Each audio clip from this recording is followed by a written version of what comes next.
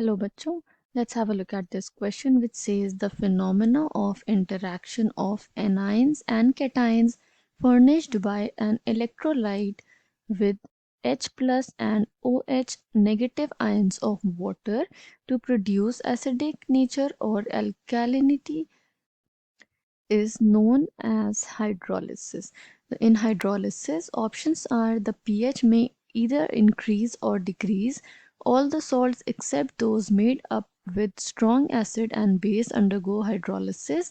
Variation of pH depends upon the nature of salts as well as on the temperature or all of the above. तो हमें hydrolysis से related 3 statements provided हैं, हमें figure out करना है कि कौन सी स्टेटमेंट करेक्ट है regarding hydrolysis of salts. Okay, so the key concept here is hydrolysis of salts. Okay, तो कुछ इंफॉर्मेशन जो हमें क्वेश्चन में भी प्रोवाइडेड है. So it says that interaction of cations and anions with H plus and OH negative of water, जिसे हम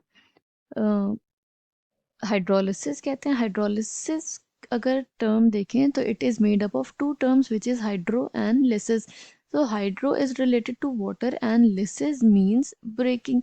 तो हाइड्रोलिसिस के डेफिनेशन क्या हो गए? By definition hydrolysis is breaking of chemical bonds in the presence of water molecule. तो question में भी हमसे कह रहे हैं कि इंटरैक्शन जब होता है कैटायंस एंड एनायंस का with water H plus and OH negative of water, तो दो टाइप के सोल्यूशन प्रोड्यूस हो सकते हैं. तो it produces either acidic solution, okay, acidic nature, या फिर अल्कैलिनिटी. ओके, तो हमें पता है कि एसिडिक नेचर जब होता है तो क्या होता है? एसिडिक नेचर का मतलब है pH विल डिक्रीज. अगर इंटरैक्शन से एसिडिक नेचर प्रोड्यूस हुआ है तो pH क्या हो जाएगा? It will decrease. एंड अगर interaction of cations and anions with H plus and OH negative produce alkalinity, in this case pH will increase. Okay, why? Because हम अगर pH रेंज देखें तो वो क्या होता है? 7 इज न्यूट्रल, 0 से 14 तक pH रेंज है. इसमें 0 टू और बिलो 7 क्या होता है? It is acidic. And 7 above 7 below up to 14 क्या होता है? It is basic pH. Okay, तो अगर एसिडिक नेचर है तो pH क्या होगा? On the lower side. Okay, this side होगा. एंड अगर अल्कैलिनिटी प्रोड्यूस हुई है तो pH क्या होगा? It will be on this side, मतलब कि pH इंक्रीज होगा, सोल्यूशन बेसिक की तरफ जाएगा pH उसका. ओके, तो एग्जाम्पल लेके हम समझते हैं. फॉर एग्जाम्पल, अगर हम सॉल्ट फॉर्म कैसे होता है? Salt is form by the reaction of acid and base. Acid and base क्या फॉर्म करता है? They give salt and water. Okay, इसे हम न्यूट्रलाइजेशन रिएक्शन कहते हैं.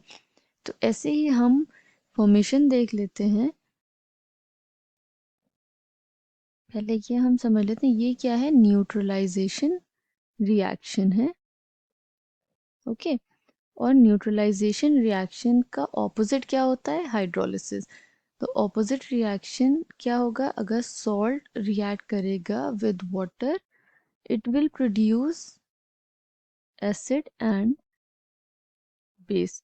ये कौन सी रिएक्शन है? It is hydrolysis reaction.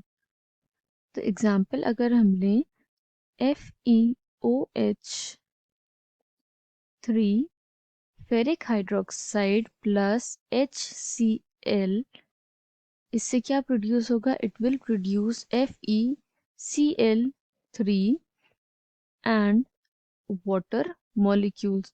Okay, तो सॉल्ट क्या प्रोड्यूस हुआ है यहाँ पे? FeCl3। ये न्यूट्रलाइजेशन रिएक्शन है। अगर हम इसकी रिवर्स रिएक्शन लिखें, मतलब हाइड्रोलिसिस ऑफ FeCl3 देखें, तो क्या प्रोड्यूस होगा? It will produce HCl ions. HCl form होगा अलोंग विद फेरिक हाइड्रोक्साइड। तो सोल्यूशन में जब एसिड फॉर्म होगा तो सोल्यूशन एसिडिक हो जाएगा। That means FeCl3 is acidic salt. तो जब एक वीक बेस रिएक्ट करता है विद अ स्ट्रॉन्ग एसिड, तो उसके कॉम्बिनेशन से जो सॉल्ट फॉर्म होता है वो कौन सा सॉल्ट होता है? That is acidic salt. Acidic salt क्यों होता है? क्योंकि जब हम ये रिवर्स रिएक्शन देखेंगे तो हमें HCl मिलेगा which will make the solution acidic. Okay, अब इसी तरह हम दूसरा एग्जाम्पल ले लेते हैं which is NaOH plus H2CO3 which is carbonic acid. इससे हमें क्या मिलेगा? Na2CO3 sodium carbonate and water molecule. अब इसमें अगर हम नेचर देखें, जो एसिड एंड बेस रिएक्ट हुए हैं, तो ये क्या है? It is a strong base, this is a weak acid. तो जब strong base and weak acid combine करते हैं, उस पे जो हमें कॉम्बिनेशन पे जो सॉल्ट मिलता है, that is known as basic salt. Basic salt क्यों है? क्योंकि जब हम इसके रिवर्स रिएक्शन करेंगे तो न्यूट्रलाइजेशन रिएक्शन है, इसके रिवर्स जो कि हाइड्रोलिसिस रिएक्शन होगी, उससे हमें क्या मिलेगा? एक स्ट्रॉन्ग बेस मिलेगा जिससे सोल्यूशन बेसिक होगा। ओके, तो एसिडिक सॉल्ट जो होगा, it will produce acidic solution. Okay, और बेसिक सॉल्ट जो होंगे, it will produce basic solution. Okay, तो हमने किस टाइप के सॉल्ट देखे? एसिडिक सॉल्ट जो weak base and strong acid से फॉर्म हुए, एंड बेसिक सॉल्ट जो strong base and weak acid से फॉर्म हुए। एक थर्ड टाइप का कॉम्बिनेशन या सॉल्ट पॉसिबल है जो कि फॉर्म होता है, हम देख लेते हैं रिएक्शन की हेल्प से। NaOH plus HCl, it will give NaCl and water molecules। Okay, तो यहाँ पे नेचर कैसा है? This is a strong base, HCl is a strong acid. तो ये strong base and strong acid के कॉम्बिनेशन से जो सॉल्ट फॉर्म होते हैं, these are known as neutral salt। Okay, ये सॉल्यूशन को ना एसिडिक करेंगे ना बेसिक करेंगे, hence these are named neutral salts. अब हम क्वेश्चन में देख लेते हैं जो हमें ऑप्शंस प्रोवाइडेड है। तो फर्स्ट ऑप्शन से द पीएच में इंक्रीज और डिक्रीज, इट इज करेक्ट। अगर एसिडिक सॉल्यूशन फॉर्म हुआ है या एसिडिक सॉल्ट, तो वो सॉल्यूशन को इन के पीएच को डिक्रीज करेगा, और अगर बेसिक सॉल्ट का हाइड्रोलिसिस हो रहा है तो वो OH आयंस प्रोड्यूस करेगा और पीएच को इंक्रीज कर देगा। Second option says all the salts except those made up of strong and acid and base undergo hydrolysis। So this statement is also true। जैसे कि हमने देखा, ये NaCl जो कि फॉर्म हुआ है NaOH and HCl से, it does not undergo hydrolysis to produce any type of solution। Okay, it just exists as ions। Third statement which says the variation of pH depends upon the nature of salts as well as on the temperature। This statement is also correct। अगर acidic salt है तो pH decrease होगा, और अगर basic salt है तो pH increase होगा। And temperature का वेरिएशन क्या है? Temperature increases ionization, hence it will cause change in pH. We can say that in hydrolysis all of the above statements are true. I hope you understood it well. Thank you and best of luck.